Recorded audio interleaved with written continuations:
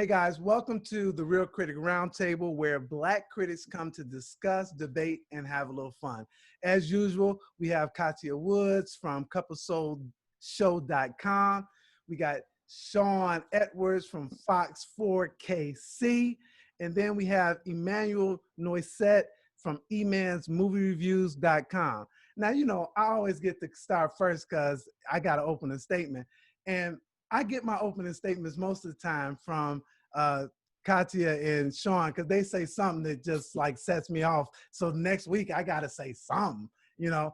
But this is the 100-year anniversary of the Negro Leagues. Sean put a pitch out there like he had a little shirt on or whatever. But for those of you guys who don't know, is that African Americans began to play basketball in the baseball. I like basketball, so see there, but began to play baseball in the late 1800s on military teams, college teams, and company teams. They eventually found their way to professional teams with white players.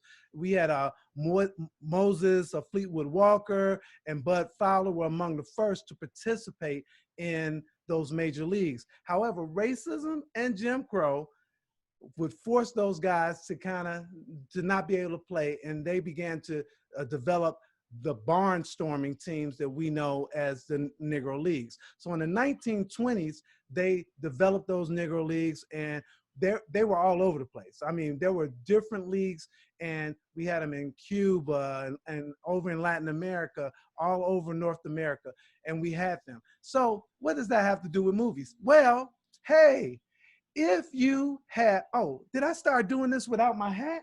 Oh, my bad. That's right. Let me put my hat on. And if you guys haven't noticed— that's the wrong hat. That's the wrong hat. If you haven't noticed, there go the other ones right there. But, okay, there you go. But what I want to say is that obviously people know the movie Bingo Long and the Traveling All-Stars. It got a Writers Guild nomination, and it won Billy D a Outstanding Actor Award for the NAACP Image Awards. Thank you. I always need a little help. Then there's the Jackie Robinson story, and this is the Jackie Robinson story that was done in 1950 that Jackie Robinson actually starred in himself. There's Soul of the Game, if you haven't seen that, with Delroy Lindo. There's 42. There's also this documentary, Only the Ball Was White. And then Ken Burns did a thing called The Story of the Game, and the 5th episode of that kind of does a parallel on the Negro Leagues. Now, I'm saying that hopefully that you guys go learn something. You can also go to the Negro League Museum. But the thing that got me, the real reason I wanted to talk about this is that all of these movies were written by white dudes. Everything was written by white dudes. I'd wonder what would the perspective look like if we had Black people writing about some of the Black stuff. That's just me, just something to ponder. I'm Reggie Ponder. Hey, let's get into it. I get to start off first, and we're going to start off with you, Katia, your opening statement. It's been a great week. And August 11th, in case somebody fell asleep, was the 47th birthday of hip hop. I come from hip hop. I get my start in journalism, hip hop, before we had internet, when everybody was still doing chat rooms, and you were doing small magazines via print and everything. And it's important that we understand the origins of hip hop. A lot of people, I understand that hip hop is going out into the world, but let's not get it twisted. It was started in the Bronx, New York by Black and brown people, specifically when I say brown, Puerto Rican, because that's what was centered in the Bronx. And it all started with a little party over there on Sedgwick Ave. So we definitely have to, you can enjoy whatever you enjoy. You can, like what you like, but at the end of the day, if Kool Herc didn't throw a little shing-ding, we wouldn't be here. And most importantly, hip hop is more than rap. It's graffiti, it's b-boy, and it's DJing. These are 4 elements of hip hop. And when people usually talk about hip hop, they talk about the rap component, but we forget to talk about the graffiti component, which now has morphed into a tremendous art scene. And that Basquiat and Jose Quinones, who's still alive and who's now selling paintings for millions, a guy that used to tag the trains. and also the art of DJing. You know, I know technology has made it a lot easier, but scratching and transitioning and being able to, you know, what happens when the computer goes down? Can you still keep the party rocking? Very few people can do that. So that is my opening statement. So before we get to Sean's opening statement, well, we're gonna go with Emmanuel next. But before we get there, can you at least give me like some kind of film where I can see the DJs rocking it? What's a film that would like be like, It oh starts man, with now that Wild DJ's Style. killing it. Wild Side is I think is a Starts really with Wild good. Style. Wild Style is a great indication of that, of all the things that I just talked about. Wild Style, be very specifically. I also like Beat Street, you know, because I think again it pulls in the different elements, the b-boying, like the scene in the subway where the crew meets up, you know, and they're all, you know, what's up, you know, and also how important the the graffiti artist was in the crew. So definitely, and also you get to see you get to see Fat Five Freddy in Wild Style.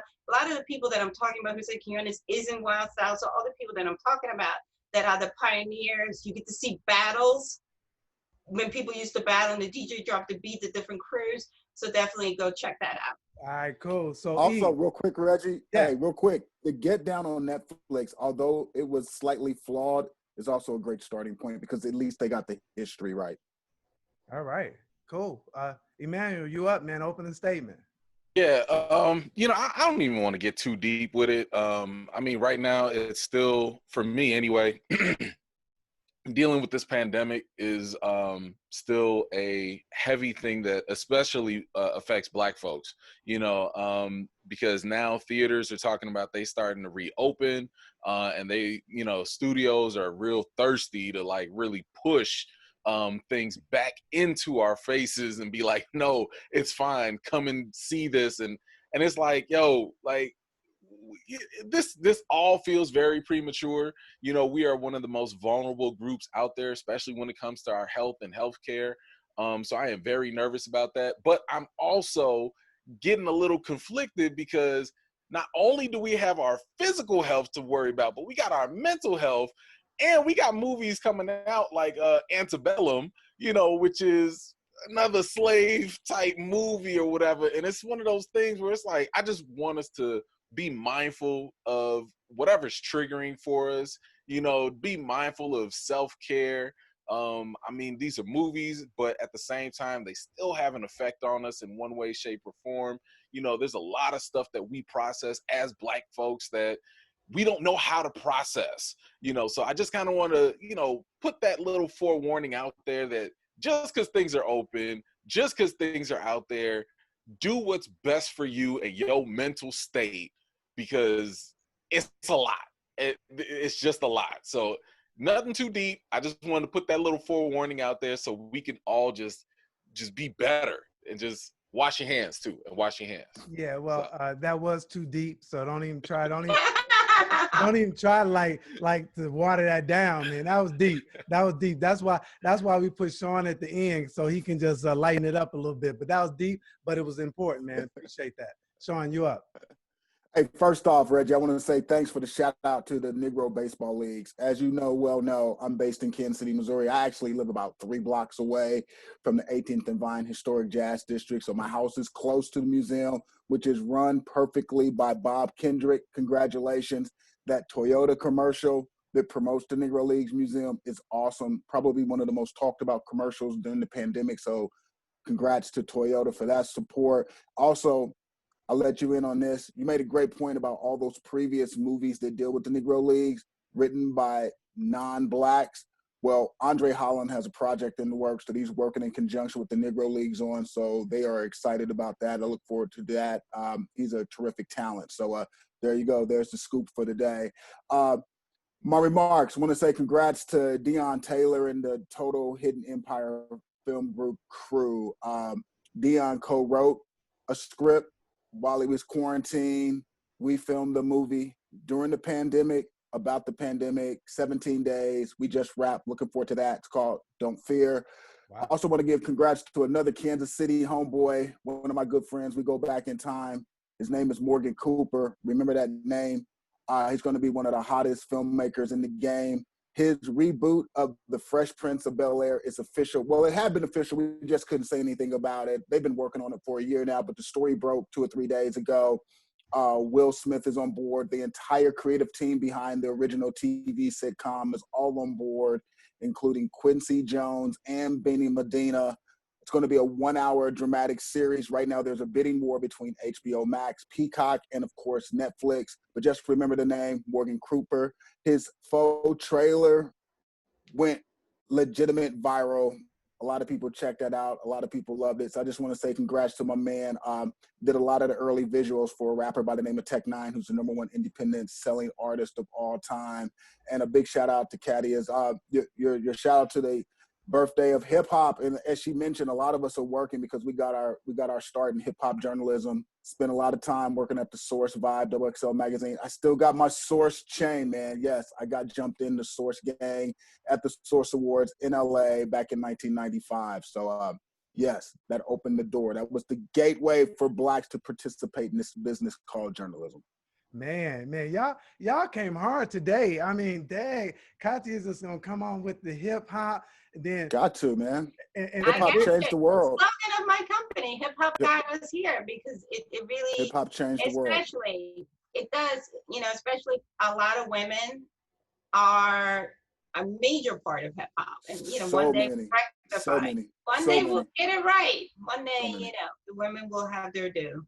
Well, yeah, I mean, especially hip hop journalism opened a door for a ton of women of color.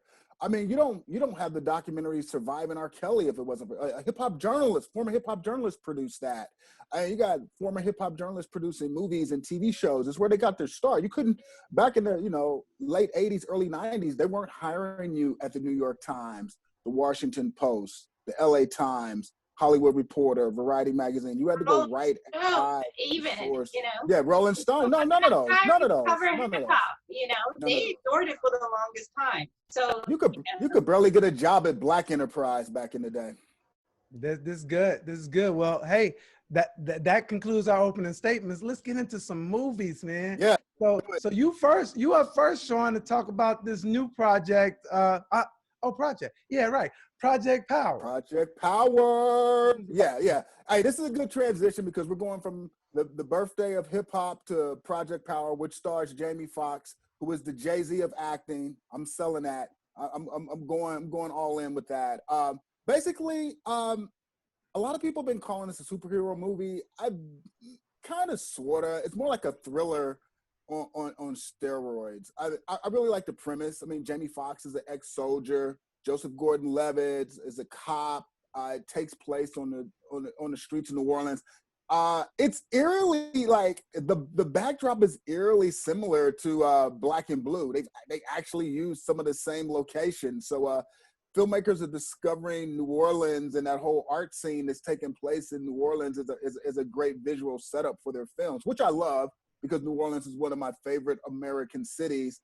But I like the premise of the story where there are these pills floating around on the streets that give people extraordinary powers, but for only like a few minutes, like 5 minutes. And I don't want to give away too much, but I mean, it's a great setup.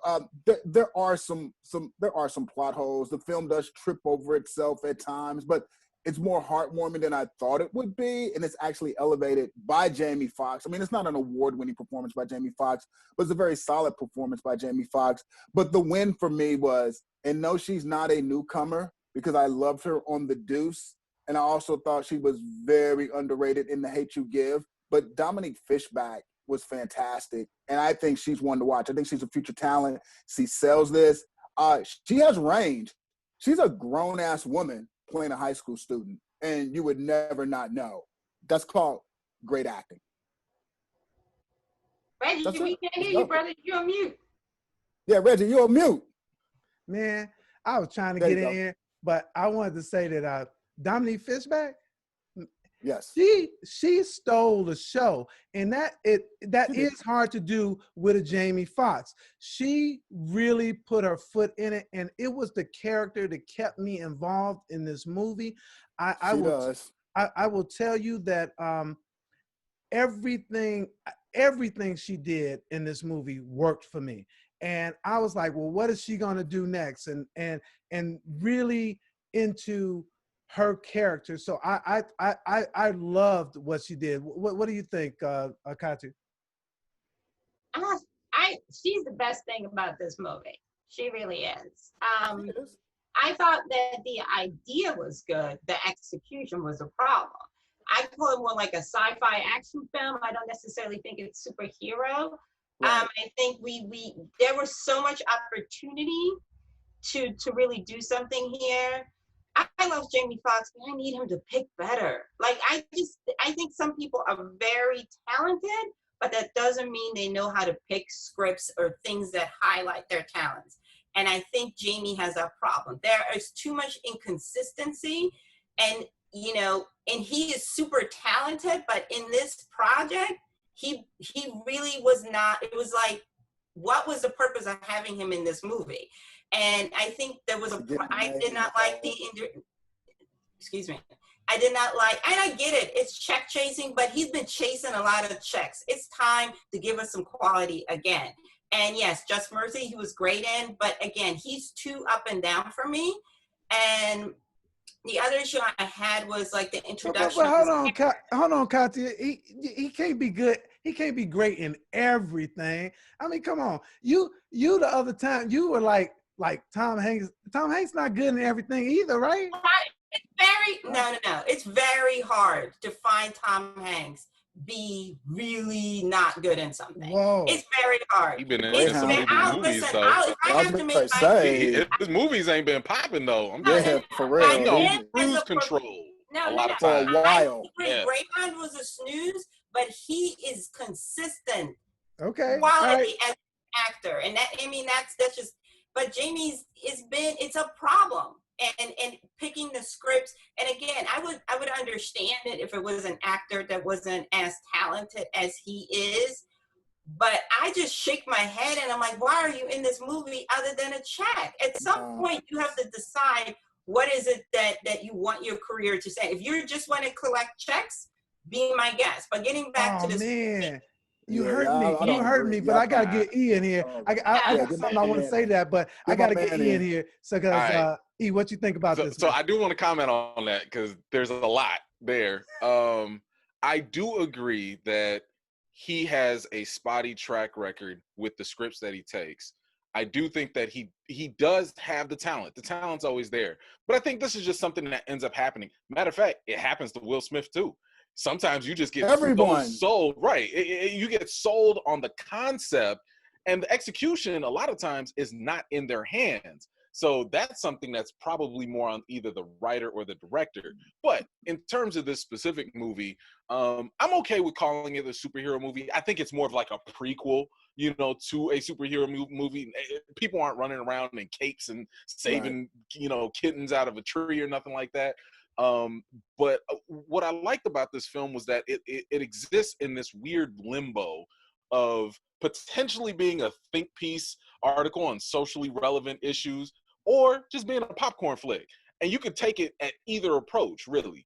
But I love the New Orleans, backdrop and everything that they try to do. I like the fact that it's not overly preachy, but at the same time, it delivers, specific messages and stuff, like, remember the last time the government came and tried to help us out and stuff like that. So, those little elements are there. You got the action sequences. Yes, the biggest fault, in my opinion, is the underdevelopment of a lot of story angles within the movie. The story is totally not developed here. I don't know what to pay attention to.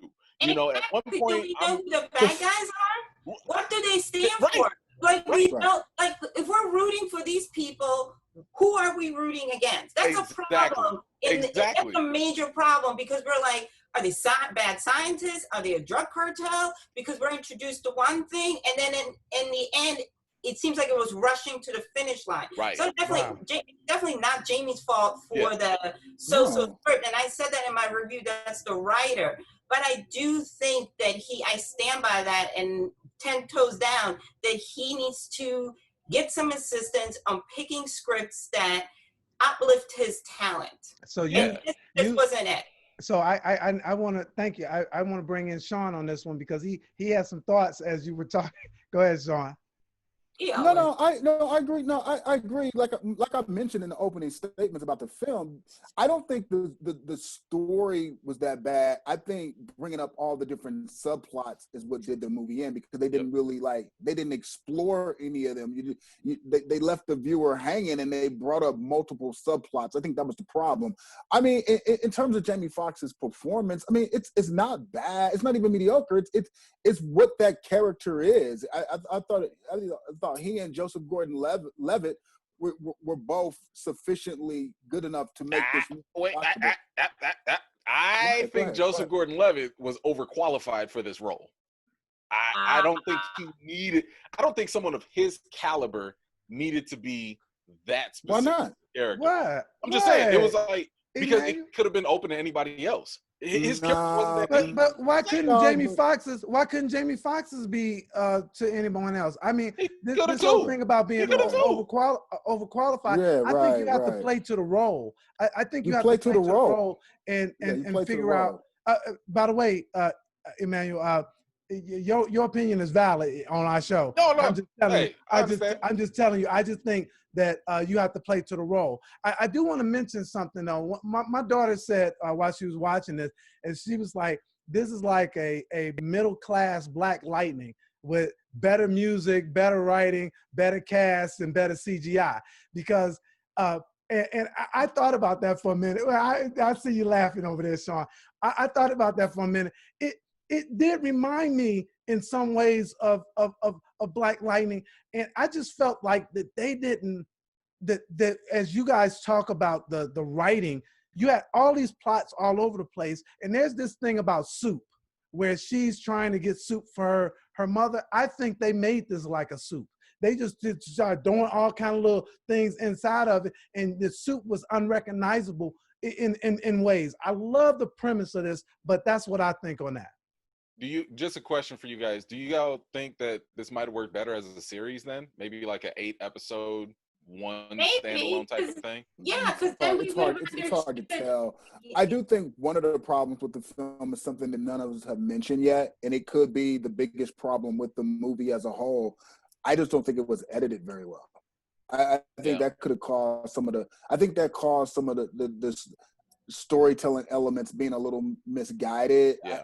I just don't think it was. I think a lot of the fault lies in the editing. No, I agree with that, because like I said, my attention was constantly being diverted from one storyline to another. That's the editing. It was and it was hard to become invested in one thing because we're quickly jumping to something else. Like Courtney B. Vance, his whole character. Why was he there? Right.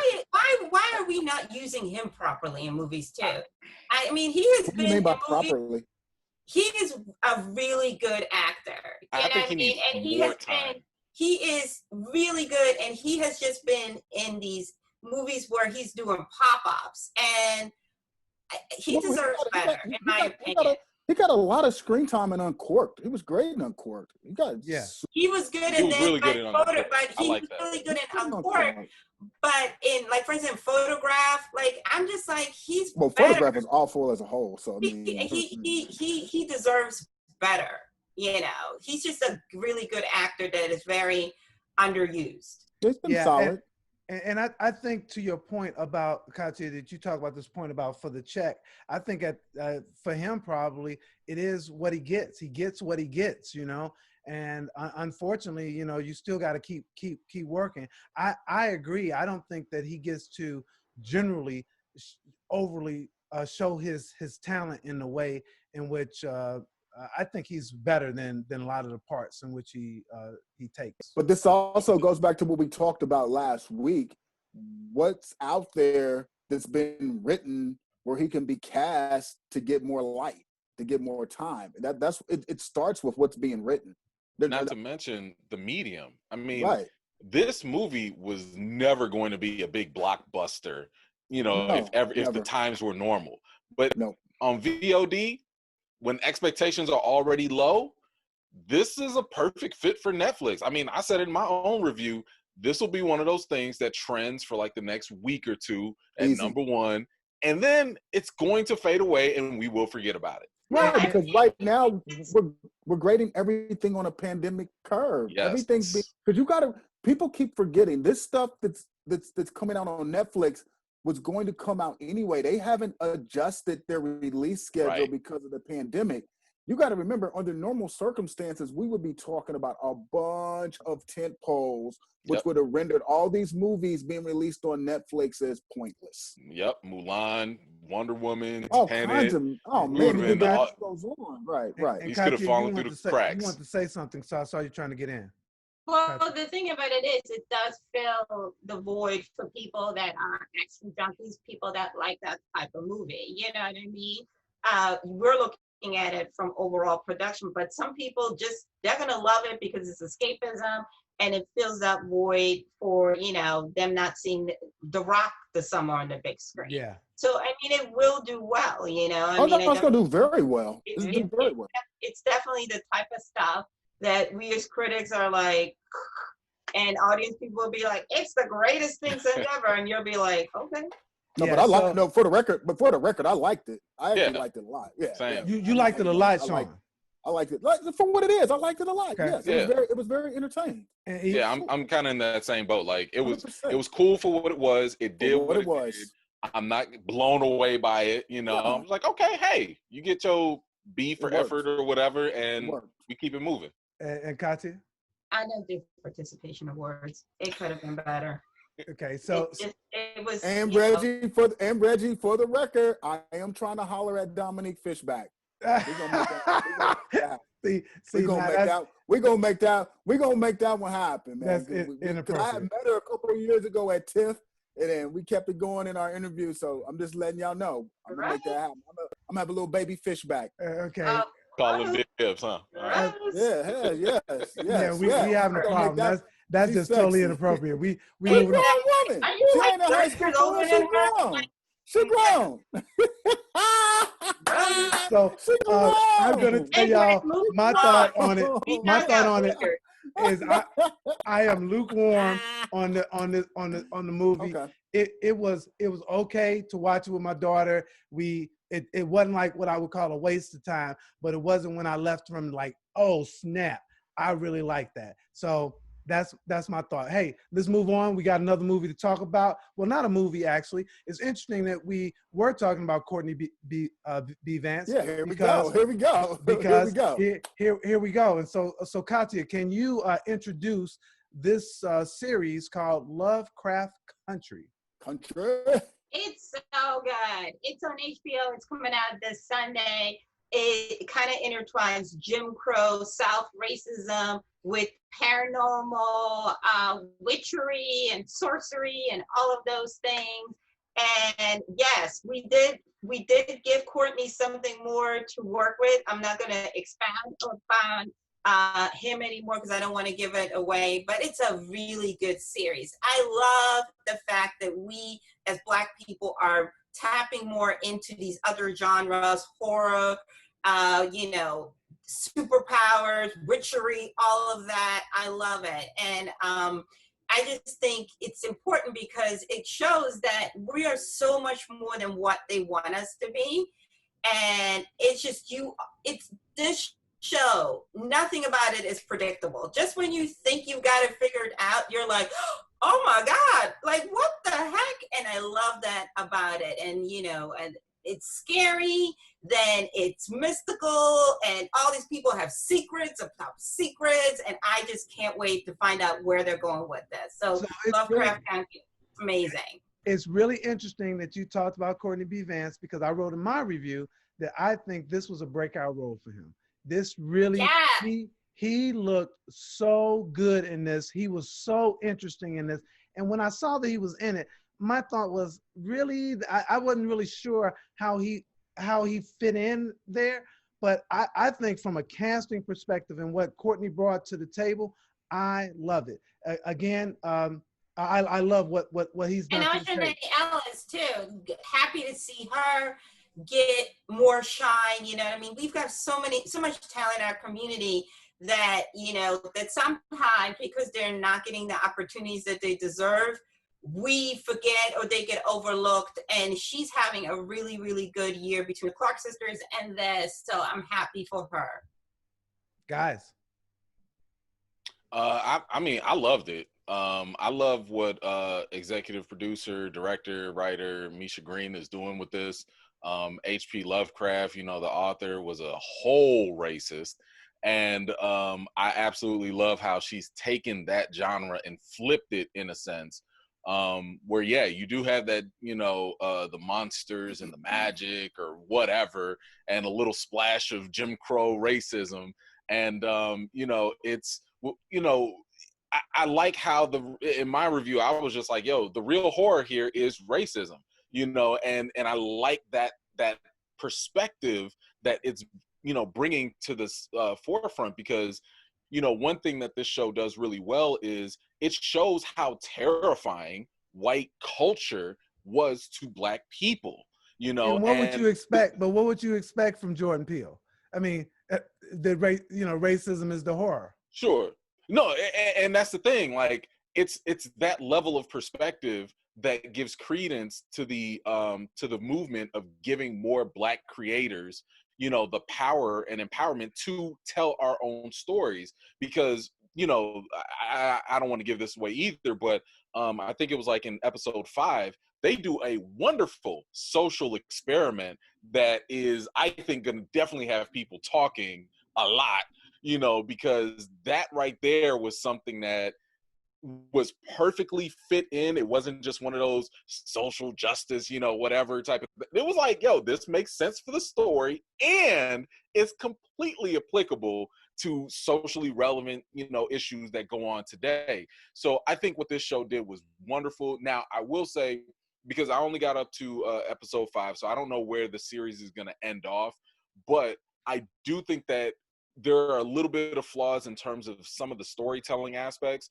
because sometimes this show goes from 0 to 100, then it comes right back down to 20, then it goes back up to 80. Man, and it's you're still on my thunder. You're still on my thunder. All right, let Sean get in. Let Sean get in. Killing me, baby. Okay, go ahead. Killing me. Nah, Go ahead, bro. Go ahead. He's on point. My man's on point. No, I actually think the flip is the best part about the entire series. Like, making racism be the scariest thing. Yeah, you can expect that from anything that Jordan Peele's affiliated with. He does that very well. But I think the flip is the best part about it. I liked it. I didn't love it. I think it's ambitiously flawed, which is what I do love.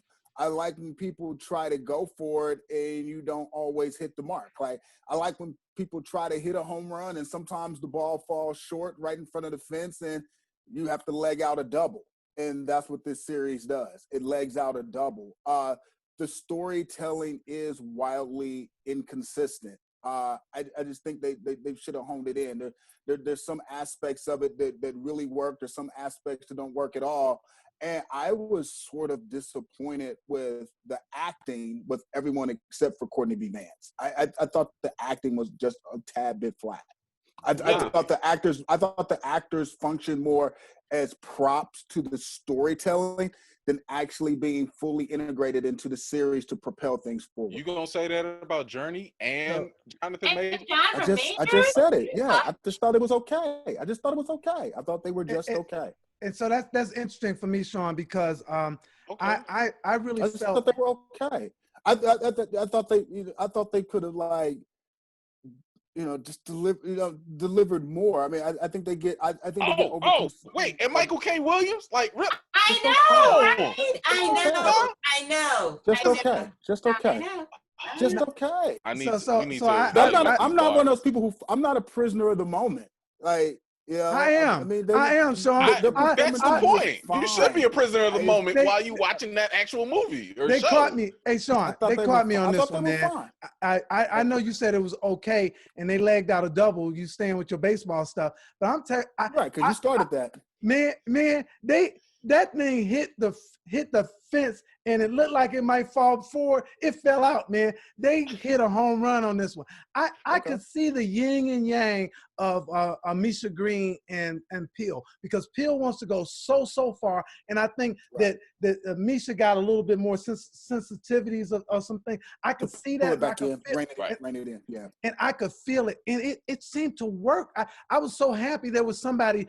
I mean, that's her project, but I was happy that she didn't let Jordan just go totally off. Yeah, that's a good point. That's a great point. On the deep end. That's a great point. You make a great point about that. That's an insider's point of view, by the way. Like, any regular viewer wouldn't know that, but that's a great point to make in this format. The interesting thing is, there are 3 executive producers on this, with Peele, Green, and J.J. Abrams. Yeah, we left out J.J. Abrams. And J.J., like, the monsters in this, I'm getting that Cloverfield appeal. There was the Jordan Peele. I mean, there's a scene where it's straight up Get Out. You have that feeling. I didn't want to give that away, though. We shouldn't give that away. I'm just saying, like, just the whole concept, like the feeling, the vibe. I don't want to say, scripturally, but just the vibe. You get the vibe of Cloverfield. You get the vibe of Get Out. You get the vibe of Underground. If you've seen Misha Green's Underground, that's all baked into this.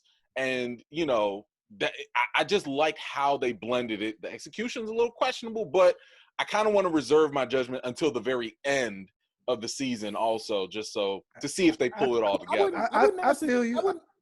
Go ahead. I wouldn't necessarily, that's the tricky part about it. Like, I know where you're going, and I sort of said the same thing with the execution, and that's why I said it's more of an ambitious fail. Right. Like, if you say the execution is questionable, that kind of janks it up a little bit. I'm not going to say the execution is janky, but I just think it's sometimes things get so far ahead of what they're trying to do that sometimes they don't work, and I think that's what happens here a lot of the time. I won't disagree with that. I'm trying to give them the benefit of the doubt. There you go. I will still call it out.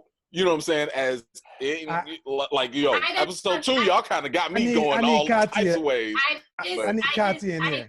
I definitely disagree with Sean on the performances. I love Jonathan Majors. Jonathan Majors is amazing. I'm with you on that. And I love the fact that he, more people are going to be able to see him, because he's that guy that we love, but the general public doesn't know his name, and this project is going to solve that issue. I can see that. I love the fact that the thing about it is, just when you think you have this thing figured out, they throw you in another direction. And that's what I love about it. And this is also an important thing about horror.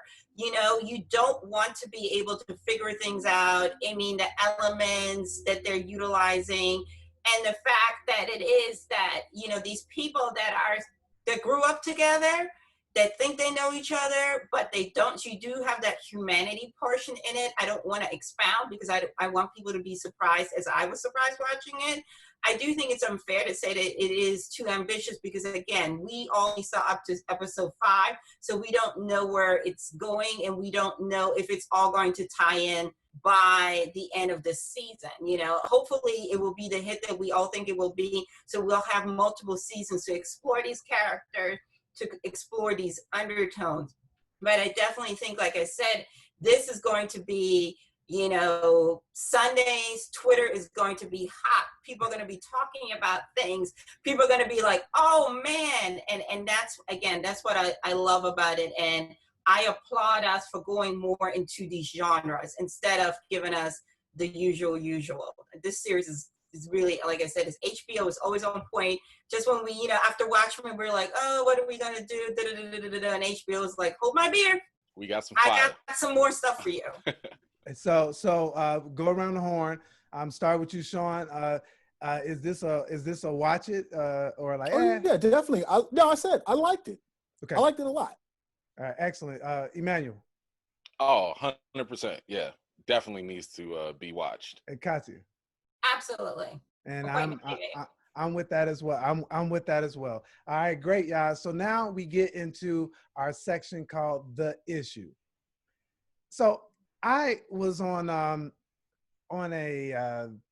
Africa roundtable where they were talking about where we got to actually talk to Katori Hall, the producer, writer, creator of P-Valley. And she said, quote, "I feel as though giving people narrative, giving people story empowers them. It also teaches us why these systems exist. Why does patriarchy still exist? Why does sexism still exist? These women can teach us a lot about disempowerment and freedom all at the same time." I'm like, really? Really? While this look at women's lives gives them dimension, I mean, it still feels exploitive to me. I mean, they are still being sexualized. Yeah, I feel for them more than because I know their story. Yes, I root for them because I know what they go through to be at their jobs and all of that type of stuff. And I see Mercedes as this strong woman, but I still see these women as being sexualized and exploited in some kind of way. In fact, I believe when you look at Mercedes, the way her sister-in-law says, "I'm not going to let your daughter be in part of the team anymore because she's looking at her body. She's paying too much attention to her body." Can this series be empowering and disempowering at the same time? That's my question to the panel. 100%. 100%.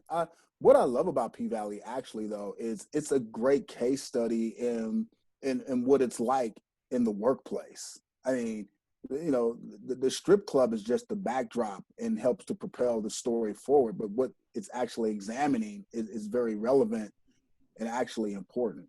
So I can see it like being both. But I mean, I like this series. I like what they're trying to do, and I think that it's But Sean, you like this, Sean, because the first show you started talking about how soft porn is back.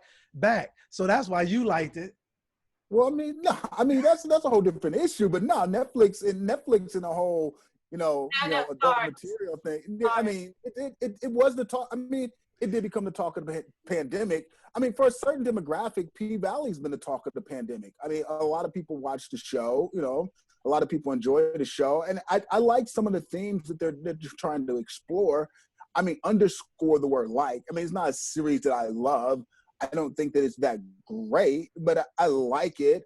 It keeps me entertained, and I can see the directions they're trying to go in and what they're trying to pull off. It doesn't always necessarily work, but like I said, the theme of today has been like it's a very ambitious series that doesn't always work and a lot of times fails. Jump in there, Katia. I mean, I like P-Valley. I don't think so. Because number one, I don't think it's disempowering. That's strip club culture. It's patriarchy, right? I mean, what were strip clubs designed for? Not for us as women, it was designed for the pleasure at the leisure of men. The difference is that women are like, if you're going to use us and exploit our bodies, we're going to get something out of it. We're going to pimp some stuff out of it too. You're not just going to charge these prices and get all, ownership and everything. If you want me to shake my booty, it's going to cost you. You're going to have to give me something. That's the difference between these young women and how it used to be, because at the end of the day, ain't nobody coming to see Uncle Clifford. They are coming to see the girls, So I mean, Little Murder wanted to see. Well, Lil Murder's the only one, but I'm just saying, I mean, what do men go to the strip club for? To see the owners or to see the girls? The problem I have with what you just mentioned, Reggie, is that these issues weren't brought up when the movie Hustlers was released. So, why are these issues being brought up now concerning P-Valley? Is it because, the cast is majority black? So that's a little disturbing. It's two different points of entry. I know, but right. No, but you're not going to get that type of conversation because the focus of Hustlers were these women scamming men, whereas this is showing you what life is like. I mean, I agree. That's true. I mean, that's true, but because you're always going to get a different narrative when it's Black women versus other types of women. But I do think the thing that I love about Mercedes' character is all the stereotypes that people put on us as Black women that we have to endure, that we have to process our trauma. We can't process our trauma properly. And I think Mercedes is a perfect example of that. This girl has, I was trying to figure out why is she the way she is, and you're starting to learn why, because she has just been knocked down. So what we are taught as Black women is we can't process it properly. We can't address it. We have to put up this wall, put up this front, that we are strong and nothing can break us. And in the scene where she's in the car and she's crying, it's finally hitting people like this poor girl is a product of all these horrible things that have happened to her. And yeah, you'd be that way too. And unfortunately, instead of us getting the empathy and the support that we deserve, we are labeled as angry, as moody, and as troublesome. So she's a perfect example of that. No, hold on. Because this show was sending me some conflicting messages, especially within the characters.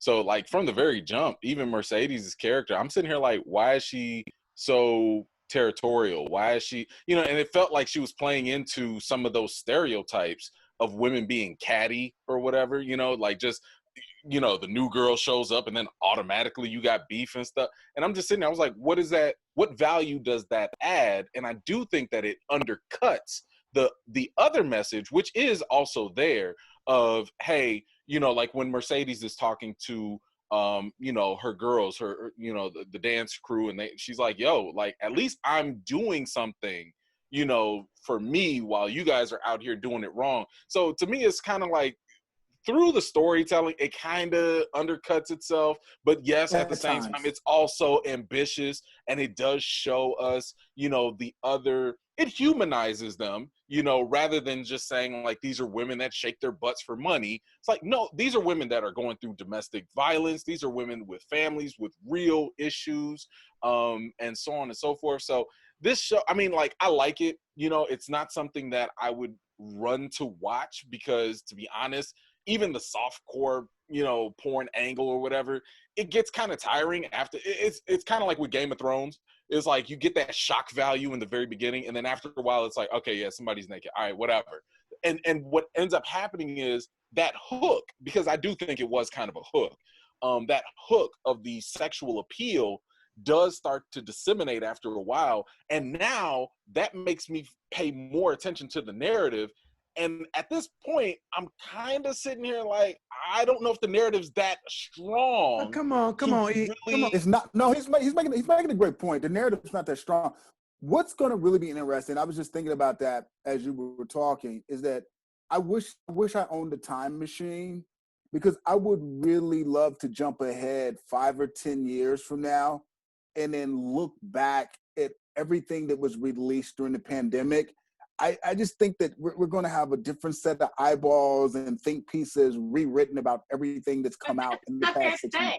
Yes, it does. No, I think it affects. Because it's like, it's like saying, it's like comparing.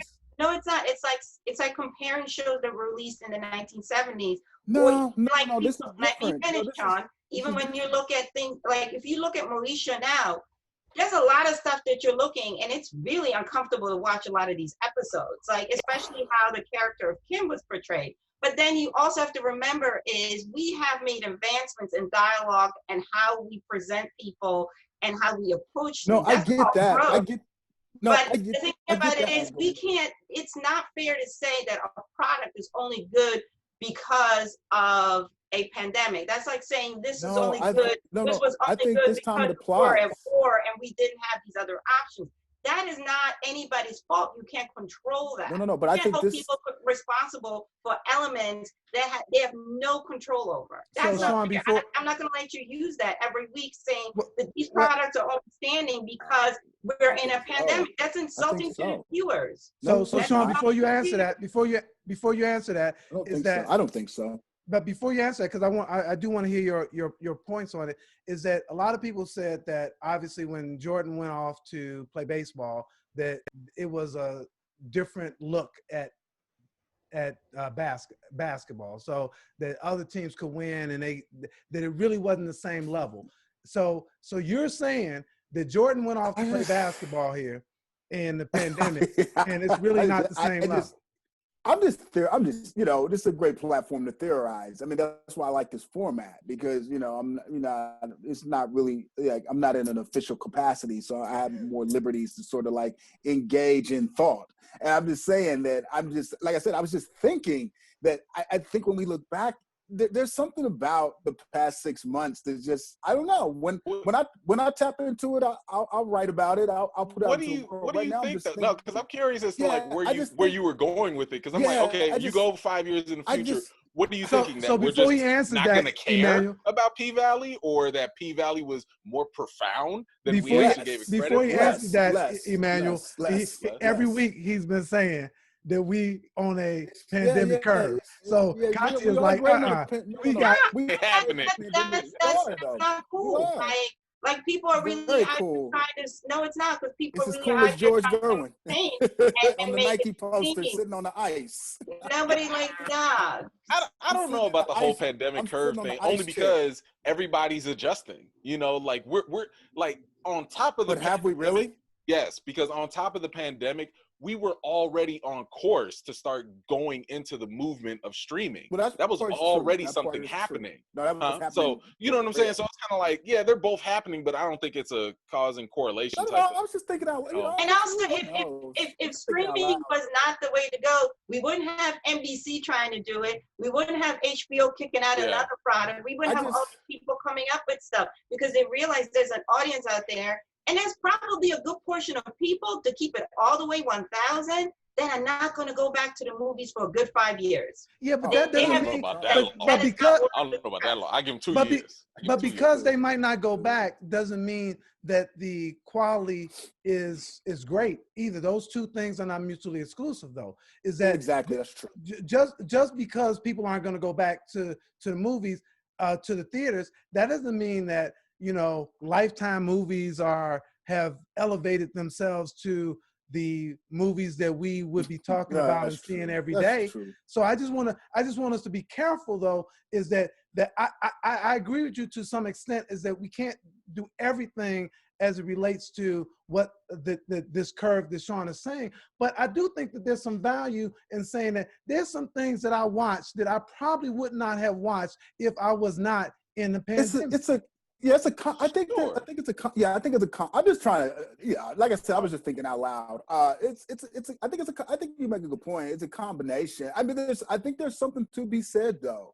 I don't know what it is. I think P-Valley still would have found its audience. I agree with that. Because that show still would have found its audience, because I agree with that. It speaks to a specific group of people that it represents. Like, we all know these type of people.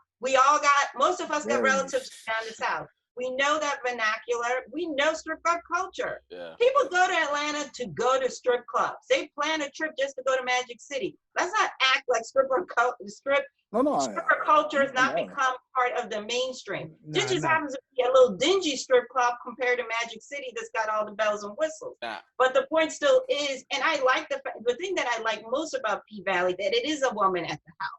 You're getting certain elements that you wouldn't get if a man was steering this ship. Like male frontal nudity. That's the best part. That for us as women, we're like, it's so produced, because you flash all our body parts and then you want to just show us butt cheeks. No, put them through the same ringers. And also, I think the courage of Katori to give us a character like Uncle Clifford, because these are things that we are not confronting in our community. As uncomfortable as it may be for some people, it's also helping a lot of people because they see themselves in Uncle Clifford.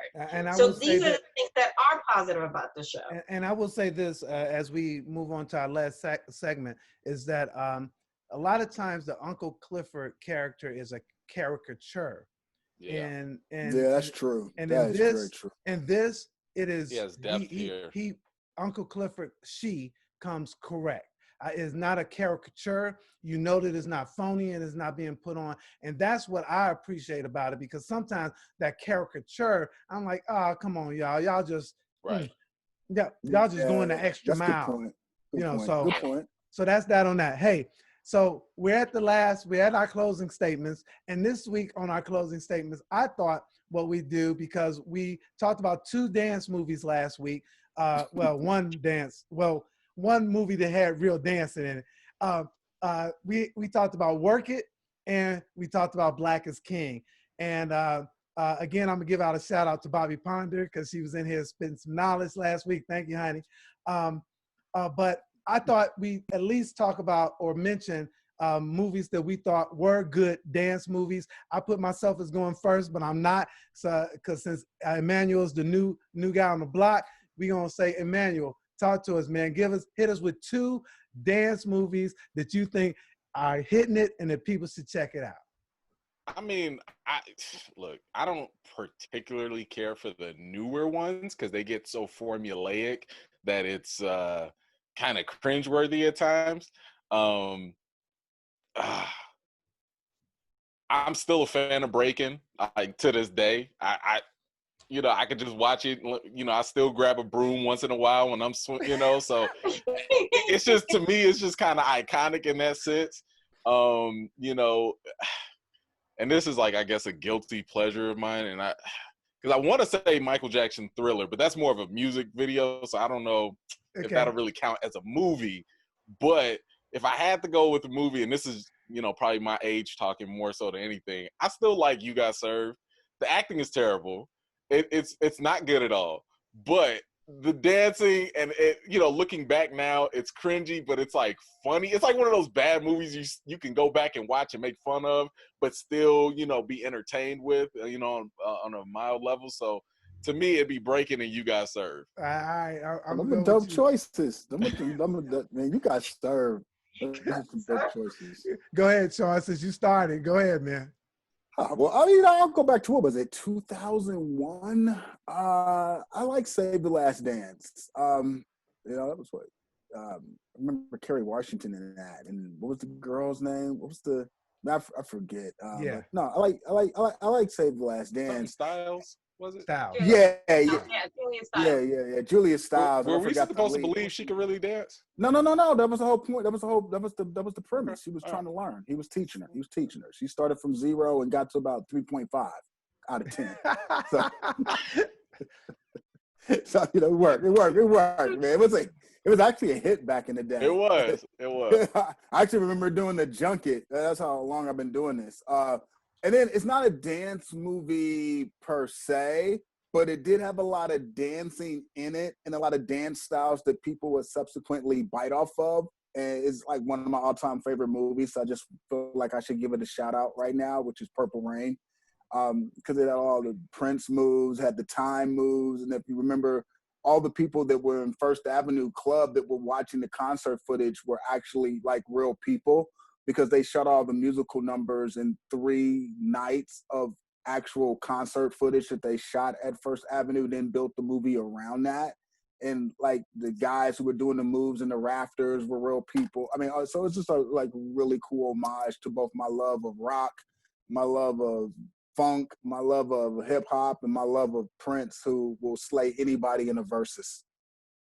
So I'm gonna let Who? Michael, MJ, what? Michael can go. They can go toe to toe for about 25. They can go toe to toe for 25 songs. Prince won. They can go, but He Prince settled that years ago, man. MJ would have won that. He would have won that. No. He It's settled a whole. that years ago. Prince is on. Prince got too many songs. We're gonna have to set up a whole new episode for that. All right. See, that's why I love coming. I love this show because we come up with some stuff that we got to come back and talk about. I'm gonna put on my list West Side Story. That's what I'm saying. We're 4 film critics, and this is what you all come up with. West Side, Jerome. I thought these were personal favorites. How do you not mention West Side Story? I know he was talking about critically acclaimed. I don't like West Side Story. I don't like West Side Story. I just said West Side Story. I don't like it. How do you, all that jazz by it doesn't resonate. Yeah, it doesn't that resonate. Or Grease, to be honest with you. I didn't love it. Not for me. Critic, and you come with Breaking as far as dancing. Yes. You come with Save the Last Dance, Yes. Red Shoes, West Side Story, Cabaret, all that jazz. Did they have black people in them? Sweet Charity, Paula Kelly. So Katya, this is good. I don't care about any of those movies. This is really good. No. This is really good because you were a dancer, right? I'm gonna tell you, but as a dancer, I will tell you, I did not love all that jazz. Understanding Bob Fosse and all the stuff that Fosse did, I did not love that movie. And I understand what you're saying, but we're talking about the dancing portion of it. And I'm with you on the rest of it, but the dancing portion of it, that part with Sandra Bergman, where she's in the front, the part where he is choreographing his ex-wife and she's on the chair. Come on, like I need us to be a little bit better than this, because that's why we got you here. Spit your game, spit your game. Like you raising the bar. No, she raising. Spit your game. Between it's Shirley MacLaine, Paula freaking Kelly, and Cheetah Rivera. They're the three of them.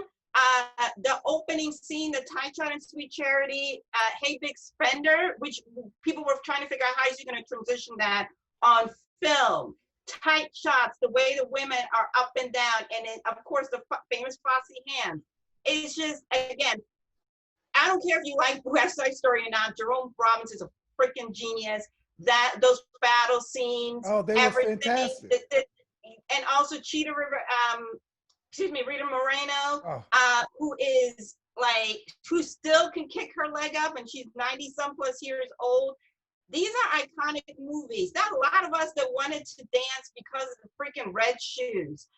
The one that I was disappointed about, and this is why you need people being involved that created it, is Chorus Line, because Chorus Line as a movie did not work. Nope. This is the show was amazing, but what they did is, unfortunately, they went and got some people that they felt had more notoriety instead of going with people that were authentic dancers and that could bring truth to the choreography of what was going on there.